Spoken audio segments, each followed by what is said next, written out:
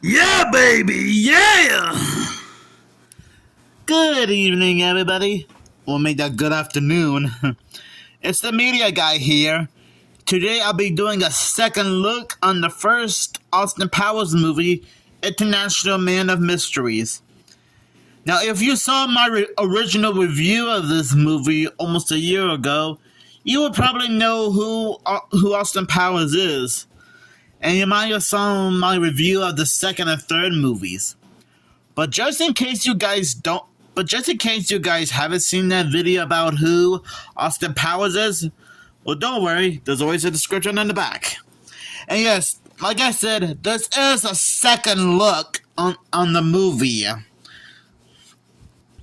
which is similar to how I did a second look on Scooby-Doo Mask of the Blue Falcon and Blues Brothers. It's a smashing shagadelic party as Mike Myers and Elizabeth Hurley, if I'm saying that correctly, starring a non-stop hilarious comedy adventure. Frozen in the 60s, secret agent Austin Powers, played by Mike Myers, is thrown back into action once again battle his arch enemy Dr. Evil, also played by Mike Myers, with his sexy sidekick Miss Kensington, played by Elizabeth Hurley. Again, I hope I'm pronouncing that right. Austin must stop Dr. Evil's outrageous plot to control the world. But first, this Time Lord swinger must get hip quicker and discover that there's no free love in the 90s. An all-star supporting cast including Michael York, Robert Wagner, Mimi Rogers, and Carrie Fisher make Austin Powers a wacky far-out trip you won't forget. So once again, I honestly think Austin Powers International Mystery is quite a hilarious, raunchy, and bizarre spy spoof satire comedy movie. A lot of the jokes are really funny. Austin Powers Mike Myers still does a good job playing Mike Myers. Mike Myers still does a good job playing Austin Powers. And honestly, it does have a great plot to follow. And it is meant to be like a satire of the old school spy time movies. Mainly James Bond. You can already tell that it's meant to be like a spy type movie based on the cover of this VHS tape. And yes, I did rewatch this movie this is the VHS version of the movie that I rewatched. I don't know what it is about Austin Powers, but he's kind of like James Bond, but more wacky and sort of the ladies' man in the most bizarre way possible. I know one of the things I like about this movie is Mike Myers also playing Dr. Evil. I might have said this before in my original review of Austin Powers, but honestly, it is cool seeing Mike Myers play two different roles, Austin Powers and his arch enemy Dr. Evil.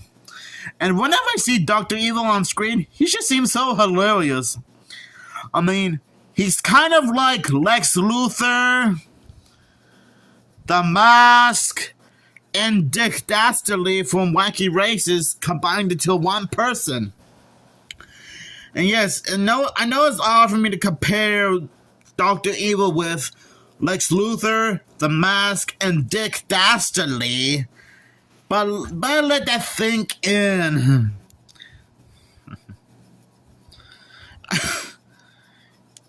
I think Austin Powers can be very fun and enjoyable. And sometimes it will poke fun of itself from time to time, since this is meant to be like a satire of the old school spy genre movies, like James Bond.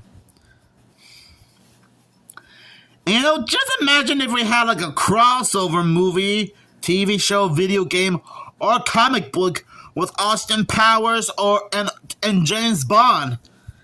Or maybe have James Bond and Austin Powers team up with Secret Squirrel and Johnny Quest.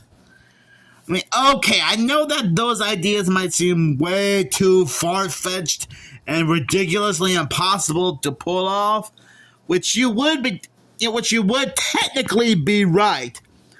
But honestly, anything can happen. And those are just harmless ideas.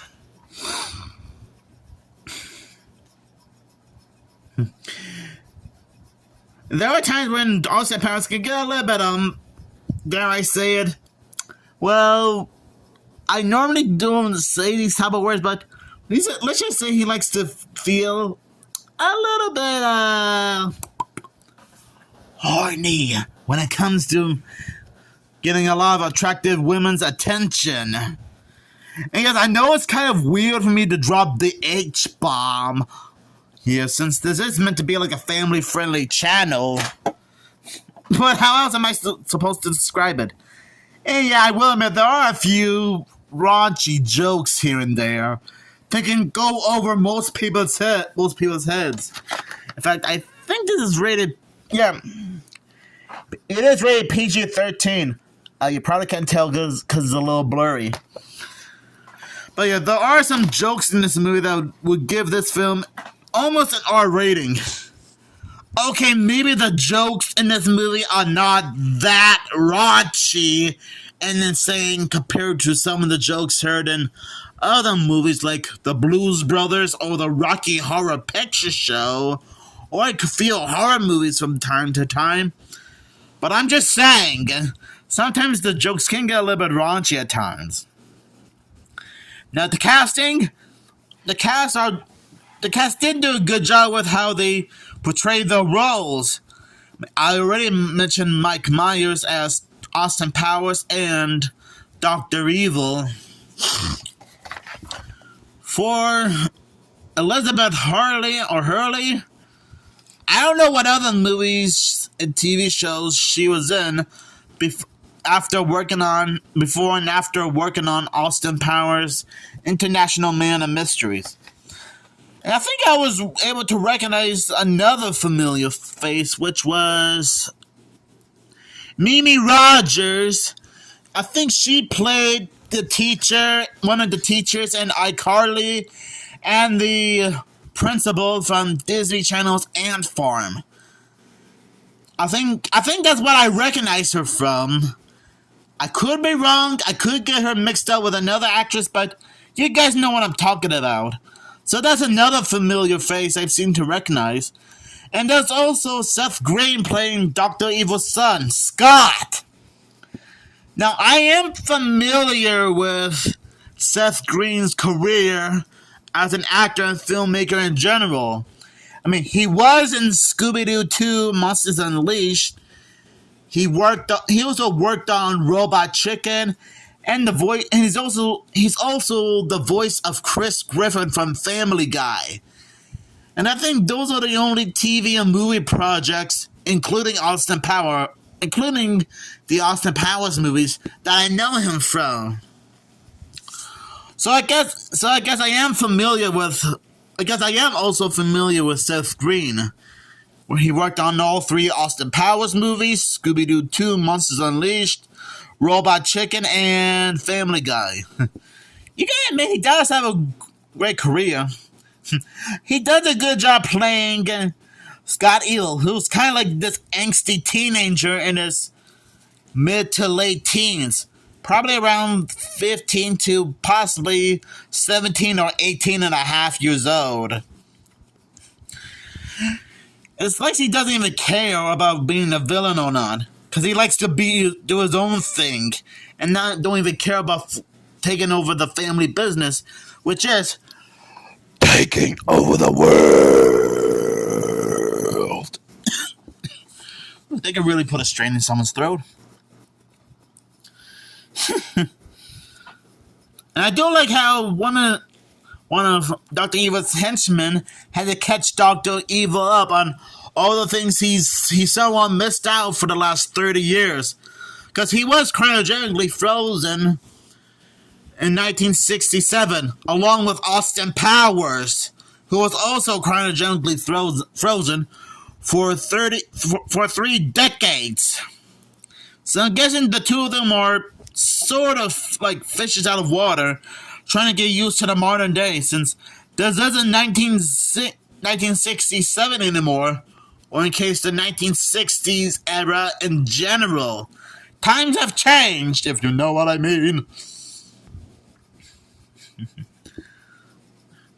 And in my original review of Austin Powers' International Man of Mystery, I remember seeing Minty Comedic Arts do a top 10 facts video about this movie, and he did mention that Jim Carrey was offered the role to play Dr. Evil in this movie, which in my opinion, that probably would have been so cool to see how Jim Carrey would have done his own take on Dr. Evil. Since he has done a few villainous roles before, like the Cable Guy starring Matthew Broderick, and he even played Dr. Robotnik in all 3 Sonic the Hedgehog movies, plus the upcoming 4th Sonic movie, as well as the Riddler from Batman Forever. Okay, I think I might have mentioned this before in my original review of Austin Powers' International Man of Mystery, but it doesn't hurt to do a little bit of a little recap in case you guys didn't know. So overall, Austin Powers' International Man of Mystery is fantastic and groovy. And I'll give this movie 5 British flags out of 5. Because that's how awesome and hilarious this movie is.